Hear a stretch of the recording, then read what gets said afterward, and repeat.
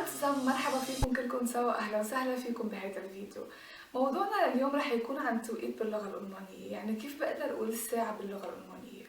أول شي التوقيت يعني دي أوتسايت، دي أوتسايت، دي أو يعني الساعة ودي أوتسايت يعني التوقيت. أول شي لازم نعرفه إنه باللغة الألمانية في عندنا طريقتين لحتى نقول فيها الساعة. أول وحدة هي دي offizielle Uhrzeit يعني الطريقة الرسمية، دي offizielle Uhrzeit، والطريقة الثانية هي دي Uhrzeit in der Umgangssprache يعني بالطريقة العامية دي Uhrzeit in der Umgangssprache. أول شي عندي دي offizielle Uhrzeit يعني الطريقة الرسمية، بستعمل الأرقام من الصفر ل24. يعني إذا كانت مثلا الساعة 1 الظهر بقول es ist 13 Uhr، es ist 13 Uhr. إذا كانت 1 بالليل بقول es ist 1 Uhr، es ist 1 Uhr. إذا كانت الساعة 3 بعد الظهر بقول es ist 15 Uhr، es ist 15 Uhr. إذا كانت الساعة 11 بالليل بقول es ist 23 Uhr، es ist 23 Uhr. إذا كانت الساعة 11 قبل الظهر بقول es ist 11 Uhr، es ist 11 Uhr. بالأونغانغسبراخه بالطريقة العامية بنستعمل الأرقام من 1 ل 12. غير هيك باللغة العامية في عندي بريبوزيسيون يعني أحرف جر، بريبوزيسيون بتساعدنا لحتى نقول الساعة. أول وحدة عندي ناخ، ناخ يعني بعد، ناخ، ناخ. vor يعني قبل، vor، vor، also nach und vor. غير هيك بقى عندي كلمة كوتس، كوتس عادة معناتها شي قصير، بس هون بيجي معناتها انه شوي، كوتس. هلا رح نشوف انا وياكم مثل بيوضح لي كيف بقدر اقول الساعة بالطريقة الرسمية وبالطريقة العامية. أول شغلة لازم نعرفها هن الأسئلة اللي ممكن نسأل عنها أو نحن نسألها لحتى نسأل حدا عن الساعة. فراغن يعني أسئلة. أول سؤال هو wie spät ist es؟ wie spät ist es؟ أو فينا نسأل wie viel Uhr ist es؟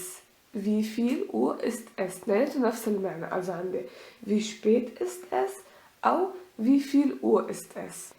هدول الأسئلة هلأ خلونا نشوف مثل ما قلنا إنه عنا طريقتين لحتى نجاوب على هدول الأسئلة، الطريقة الرسمية والطريقة العامية. خلونا هلأ نتعرف عليهم ببايشبيل من خلال المثل.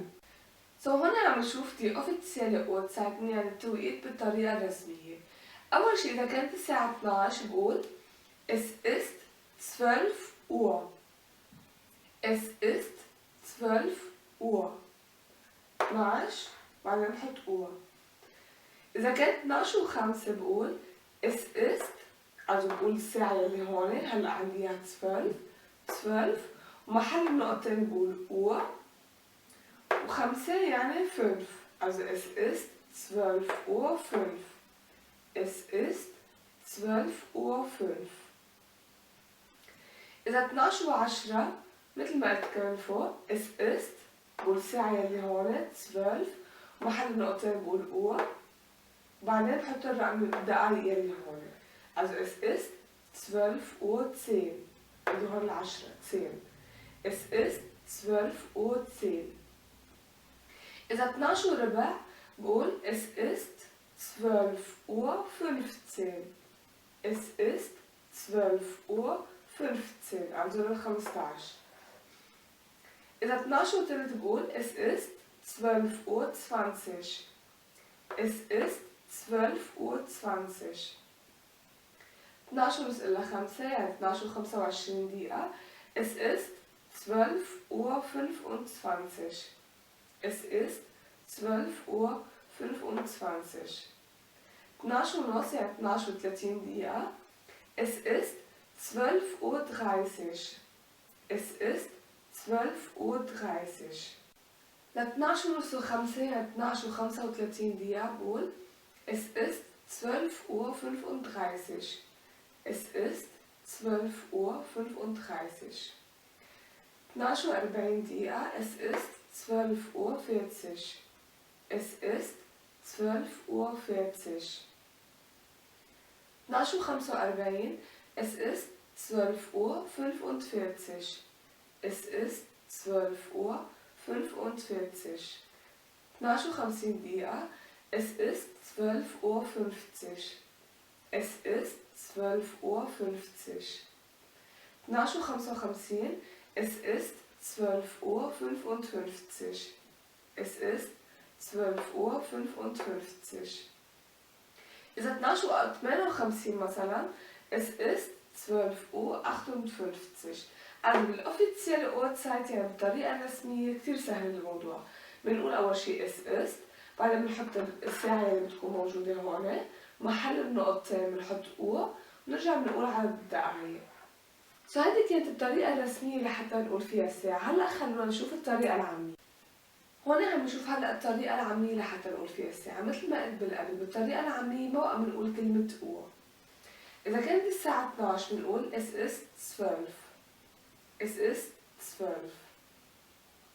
إذا 12:05 بنقول es ist، هون بنقول أول شي عدد الدقايق يلي هي هون 5 es ist 5 nach 12، يعني 5 دقايق من بعد 12.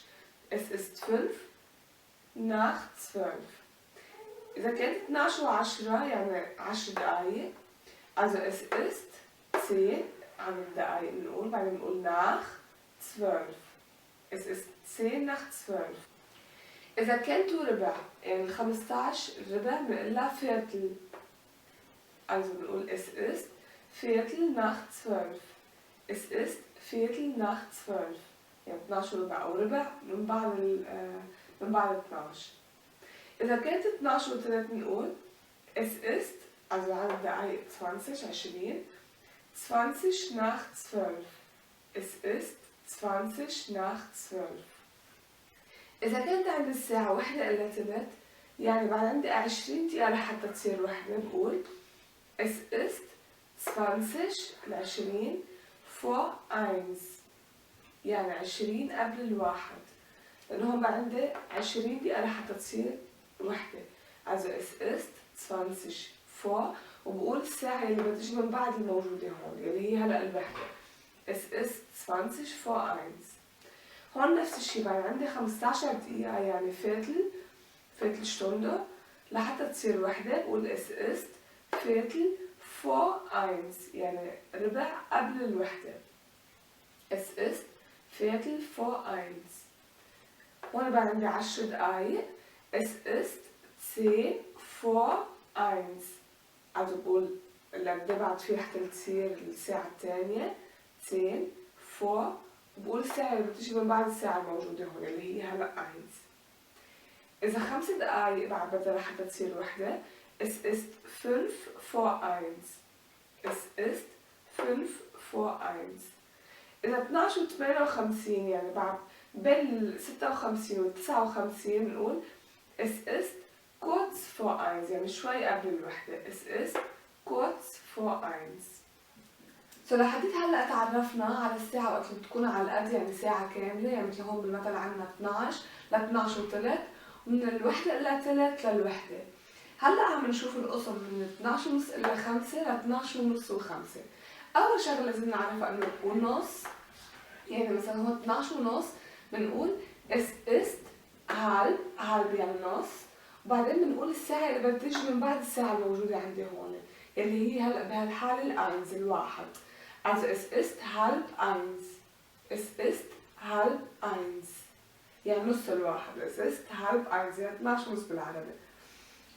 لما بتكون 12:30 إلا 5 يعني هي بعد بدها 5 دقايق لحتى تصير نص، والنص مثل ما قلنا هي الهالب، نرجع نقول الساعة اللي بتجي من بعد الموجودة هون يعني هلا 12:30، يعني بعد بدي 5 دقايق لتصير 12:30. بقول es ist 5 دقايق يعني vor قبل 12:30، قبل 12:30. also es ist 5 vor 12:30. دايما بقول 5 يعني بعد في 5 دقايق vor قبل النص. es ist 5 vor 12:30. es ist 12:30 للنص، و 12:30 و 5 هي 5 دقايق من بعد النص، يعني es ist 5 nach 12:30. مثل ما قلنا الناخ يعني بعد والفور يعني قبل، also هون 5 دقايق من بعد النص. es ist 5 nach 12:30. es ist 5 nach 12:30. هون عم نشوف بعض البايشبيلة عن الطريقة الرسمية عن الأوفيتسيال أوتسايد. إذا كانت الساعة 1 بالليل بقول es ist 1 Uhr. إذا كانت 1:05 بنقول es ist، بنقول الساعة اللي موجودة هون 13. محل النقطتين Uhr وبعدين دقايق 5. Es ist 13:05. Es ist 13:05. إذا كانت الساعة 2:10 بقول es ist 2:10. also محل نقطتين Uhr وعدد دقايق 10. also es ist 2:10. إذا كانت 2:15 بعد الظهر بقول es ist 14:15. es ist 14:15. إذا كانت 22:20 يعني 10:03 بالليل es ist 22:20. es ist 22:20. also 22 وبعدين وبعدين 20. اللي عم نشوفه هون هن بايشبيل هن أمثلة عن الطريقة العامية يعني عن الويب سايت in der Umgangssprache. إذا كانت 1 و5 أول شي مثل ما قلنا بالأمغانغسبراche بنستعمل كلمة Uhr وتاني شي بنستعمل الأرقام من الوحدة ل 12. also es ist بنقول أول شي دقايق 5 nach 1 يعني 5 دقايق من بعد الوحدة. es ist 5 nach 1. 1:10 بعد الظهر es ist 10 عدد دقايق nach كمان 1 وبنستعمل نقول 13. also es ist 10 nach 1. إذا كانت 2:15 es ist 1:45. es ist 1:45. 2:15 بعد الظهر es ist 20 nach 2. es ist 20 nach 2. إذا كانت 3:30 بعد الظهر بقول es ist halb also النص هو الهالب وبعدين برجع بقول الساعة بتجي من بعد الموجودة هون اللي هي هلا الفيها الأربعة. es ist 3:30. es ist 3:30. بهيك بكون خلص الفيديو عن موضوع التوقيت باللغة الألمانية. بتمنى انه يكون فاتكم وعجبكم. هلا بتمنى لكم نهار كتير حلو وبقول لكم تشيس und bis zum nächsten Mal.